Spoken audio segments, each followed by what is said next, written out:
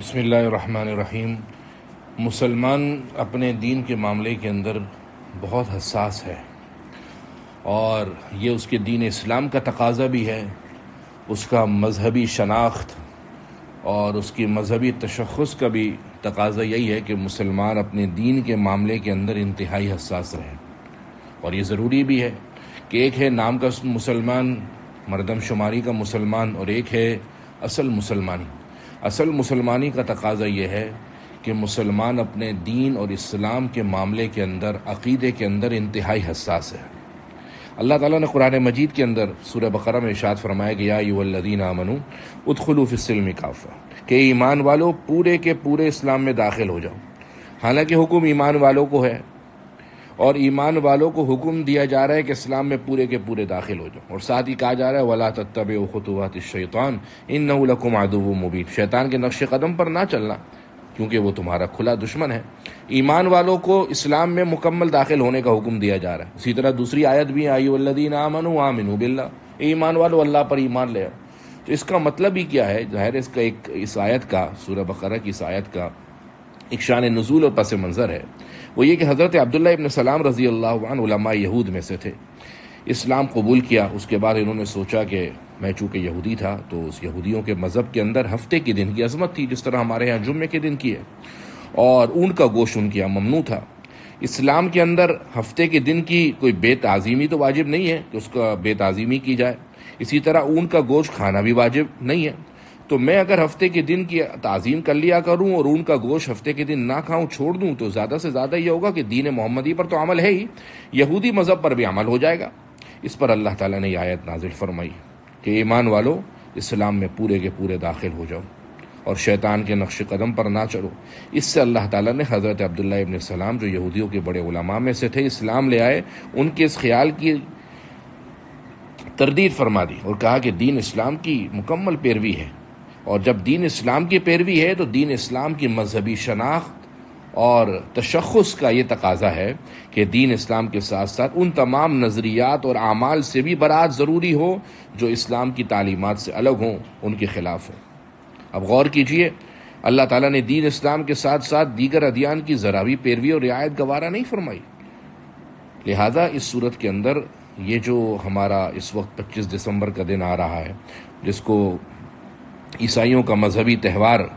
عیسائی حضرات سمجھتے ہیں، اس میں تو ایک بات ذہن میں یہ رکھی جائے کہ حضرت عیسائی مذہب کے اندر خود ہی اختلاف ہے کہ حضرت عیسیٰ علیہ السلام کی پیدائش کس تاریخ کو ہوئی۔ تو 4 مشہور قول ہیں اس کے اندر، ایک 25 دسمبر بھی ہے، 6 جنوری، 7 جنوری، 19 جنوری۔ لیکن ان کی پیدائش صرف پیدائش نہیں ہے، بلکہ حضرت عیسیٰ علیہ السلام کے بارے میں ان کا عقیدہ یہ ہے عیسائیوں کا کہ یہ اللہ تعالیٰ کی اولاد ہے، اور پیدائش مناتے ہیں 25 دسمبر کو۔ لہٰذا ان کا 25 دسمبر کو یہ پورا کا پورا عیسائیوں کا مذہبی تہوار ہے، جس کے اندر وہ اللہ کا، معاذ اللہ، ان کے عقیدے کے مطابق اللہ کے بیٹے حضرت عیسیٰ علیہ السلام کے پیدا ہونے کی خوشی مناتے ہیں۔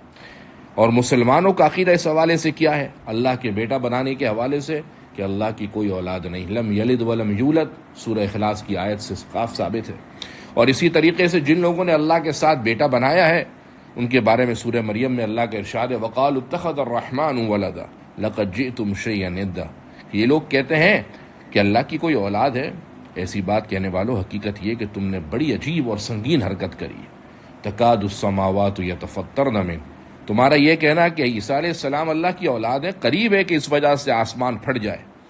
وَتَنشَقُّ الْأَرْضُ، زمین شق ہو جائے، وَتَخِرُّ الْجِبَالُ هَدًّا، اور پہاڑ ٹوٹ کر گر جائیں، أَن دَعَوْا لِلرَّحْمَٰنِ وَلَدًا، کہ ان لوگوں نے اللہ کے ساتھ اولاد ہونے کا دعویٰ کیا ہے۔ وَمَا يَنبَغِي لِلرَّحْمَٰنِ أَن يَتَّخِذَ وَلَدًا، اللہ کے شایان شان نہیں ہے کہ اللہ کسی کو اولاد بنائے۔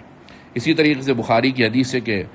بنی آدم مجھے گالی دیتا ہے، اور بنی آدم کا گالی دینا کیا ہے کہ وہ یہ سمجھتا ہے کہ اللہ نے اولاد بنائی ہے۔ گویا اللہ کے لیے بنی آدم کا کسی کو اولاد کو ثابت کرنا، حضرت عیسیٰ علیہ السلام کا، گویا یہ اللہ کو گالی دینا ہے۔ اور یہی ان کا مذہبی تہوار ہے کہ یہ 25 دسمبر کو کرسمس کے طور پر، کرسمس کے عنوان اور نام سے عیسائی یہ دن مناتے ہیں۔ لیکن افسوسناک صورتحال یہ ہے کہ بہت سے مسلمان بھی اس خالص عیسائی مذہبی تہوار پر مبارکباد دیتے ہیں، تقریبات میں شرکت بھی کرتے ہیں، حالانکہ سب مسلمانوں کی دینی غیرت اور حمیت کے جذبے کے یکسر خلاف ہے، کیونکہ دین اسلام حق ہے، افضل ترین دین، کامل ترین دین۔ اب جب کوئی بندہ اس سے وابستہ ہے تو اب دیگر ادیان کی مذہبی تہواروں سے کوئی دلچسپی اور تعلق نہیں ہونا چاہیے، کیونکہ مسلمان ہر قدم پر دینی احکامات کا پابند ہے۔ عرصہ ہوا کہ ہم نے یہ سمجھا کہ بس دین اسلام تو عبادت کا نام ہے، نہیں، دین اسلام عبادات، معاملات، معاشرت، تجارت، یہ سب دین اسلام کا حصہ ہے۔ تو مسلمان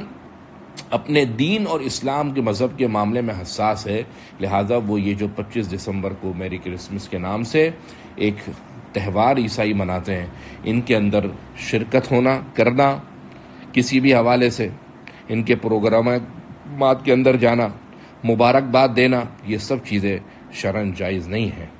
اور اسی طریقے سے تہوار کی تعظیم کے خاطر اگر کوئی مبارکباد دیتا ہے تو بعض علماء نے تو کفر کا اندیشہ لکھا ہے، لہٰذا ان مسلمانوں پر واجب ہے کہ کرسمس وغیرہ کے اندر عیسائیوں کے ساتھ یکجہتی یا محبت کے حوالے سے شرکت سے مکمل اجتناب کریں، سخت گناہ کی بات ہے۔ خدا نہ خواستہ کہیں سے اگر آپ کو ان دنوں کے اندر ہدیہ آ جاتا ہے تو اس کے اندر سب سے بہتر طریقہ یہ ہے کہ وہ ہدیہ لینے سے اجتناب کیا جائے، وہ ہدیہ نہ لیا جائے۔ اور اگر کسی وجہ سے فتنے کا یا انتشار کا اندیشہ ہو تو وہ اگر ہدیہ لے لیا جائے تو اس کے اندر بھی علماء و فقہا نے لکھا ہے بہتر یہی ہے کہ اس کو کھانے پینے وغیرہ کی چیز ہے تو اس کو صدقہ کر دیا جائے، تاکہ کسی بھی حوالے سے مسلمان کی اسلام کے اوپر کسی قسم کی کوئی ضرب نہ پڑے۔ لہٰذا ان تمام تہوارات کے اندر یہ جو مسلمان بعض اوقات اس کے اندر اپنی